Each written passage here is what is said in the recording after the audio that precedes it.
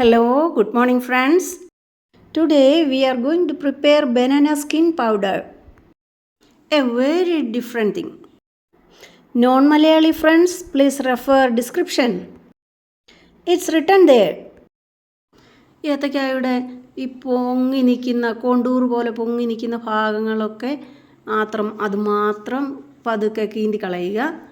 പിന്നെ അതിൻ്റെ ബ്ലാക്ക് സ്പോട്ട്സും അങ്ങനെ എന്തെങ്കിലുമൊക്കെ കുഴപ്പങ്ങളുണ്ടെന്ന് തോന്നുന്നിടമൊക്കെ അത് ചുരണ്ടി കളയുക. പച്ചനിറം പൂർണ്ണമായിട്ടും കളയണ്ട. എല്ലായിടവും പതുക്കെ ഒന്ന് ചുരണ്ടി കളഞ്ഞിട്ട് അതിനെ ഏത്തക്കായയിൽ നിന്ന് കീറി വേർപെടുത്തിയിട്ട് നല്ലവണ്ണം ഒന്ന് കഴുകി എന്തെങ്കിലും വള്ളിക്കൊട്ടയിലോ മുറത്തിലോ എന്തെങ്കിലും ഒരു സാധനത്തിൽ വെച്ച് വെയിലത്ത് വെച്ച് ഉണങ്ങുക. അത് കുറച്ച് കറുത്ത് വരും. 1-2 ഉണക്ക് മതി. ഒരു ദിവസം അല്ലെങ്കിൽ 2 ദിവസം ഉണങ്ങിയിട്ട് അത് പൊടിച്ചെടുക്കുക. ഒരു ലൈറ്റ് ഗ്രീൻ കളറിൽ കിട്ടും. ഉണക്കച്ചാണകത്തിൻ്റെ കളറിൽ കിട്ടും. ഈ പൊടി മുത്താറിയുടെ കൂട്ടത്തിൽ കുറുക്കായിട്ടോ അല്ലെങ്കിൽ ഏത്തയ്ക്ക പൊടിയുടെ കൂട്ടത്തിൽ കുറുക്കായിട്ടോ അതുമല്ലെങ്കിൽ പുട്ടിൻ്റെ കൂടെയോ ഒക്കെ കൂട്ടി ഉപയോഗിക്കാം. ഒത്തിരി അങ്ങ് ചേർക്കണ്ടെന്നേ ഉള്ളൂ.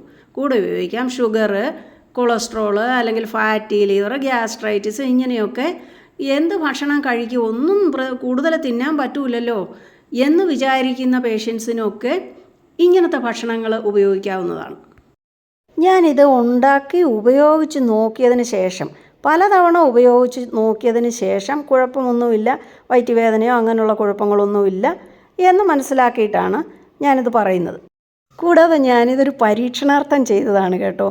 ഞാനിങ്ങനെ ഈ വാഴയ്ക്ക തൊലി മാത്രമായിട്ട് ഇങ്ങനെ ചെയ്ത് നോക്കിയതൊരു പരീക്ഷണാർത്ഥം ചെയ്ത് നോക്കിയതാണ്. കാരണം അസിഡിറ്റി ഉള്ളവർക്കുമൊക്കെ ഒന്നും തിന്നാൻ മേലാഴികയുണ്ടല്ലോ. അപ്പോൾ അങ്ങനെ ഒരു പരീക്ഷണാർത്ഥം ഇതെന്താണെന്ന് അറിയാൻ വേണ്ടി ചെയ്ത് നോക്കിയതാണ്. കുഴപ്പമില്ലെന്ന് തോന്നി. നമ്മൾ കുറുക്കൊന്നും അധികം ഉപയോഗിക്കുകയല്ലോ. പുട്ടൊക്കെ ആണെങ്കിലും നമ്മൾ കുറച്ച് ഭക്ഷണമല്ലേ കഴിക്കുകയുള്ളൂ. ആ സമയത്ത് ഇതൊരു ഇൻഗ്രീഡിയൻ്റ് ആയിട്ട് ഉപയോഗിക്കാം, അത്ര തന്നെ. പിന്നെ ഞാനിത് ഉപയോഗിച്ച് നോക്കിയത് എൻ്റെ പറമ്പിൽ നിന്ന് തന്നെ ഉള്ളതായതുകൊണ്ടാണ് ഞാനിത് ഉപയോഗിച്ച് നോക്കിയത്. മാത്രവുമല്ല, എൻ്റെ മകളുടെ ചെറുപ്പത്തിൽ ഏത്തക്കാപ്പൊടി മേടിക്കുമ്പോൾ അതിനൊരു ലൈറ്റ് ഗ്രീൻ കളർ ഉള്ളതുപോലെ എനിക്ക് തോന്നി, എൻ്റെ ഓർമ്മ. അതുകൊണ്ട് ഞാൻ ഓർത്തു, ഞാനുണ്ടാക്കിയ ഏത്തക്കാപ്പൊടിക്കകത്ത് നല്ല പ്യുവർ ക്രീം കളറാണ്. അതുകൊണ്ട് ഞാൻ ഓർത്തു ഇതിനി ഇങ്ങനെയും കൂടെ തൊലിയും കൂടെ ചേർത്തതായിരുന്നോ അതോ എങ്ങനെയാണെന്നൊന്നും അറിയത്തില്ലല്ലോ. എന്തായാലും എനിക്കൊന്ന് പരീക്ഷിക്കാൻ തോന്നിയത് അങ്ങനെയാണ്. ഏത്തയ്ക്ക തൊലി പൊടിച്ചാൽ കൊള്ളാമോ എന്ന് പരീക്ഷിക്കാൻ തോന്നിയത് അങ്ങനെയാണ്. ചെയ്ത് നോക്കിയിട്ട് ഇതിന് എന്തെങ്കിലും കുഴപ്പം തോന്നുന്നുണ്ടെങ്കിൽ അങ്ങനെയുള്ളവർ ഒന്ന് അറിയിക്കുമല്ലോ. റാഗിപ്പൊടിയും ഏത്തയ്ക്കപ്പൊടിയും ഞാൻ ലാസ്റ്റ് കാണിക്കാം.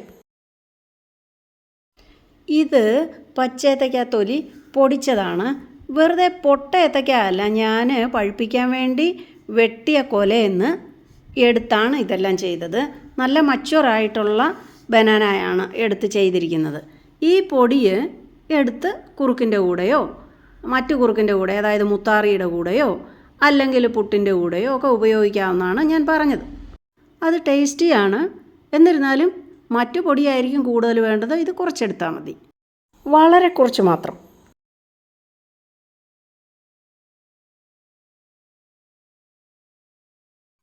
Large bottle banana powder and small one ragi powder, muttari.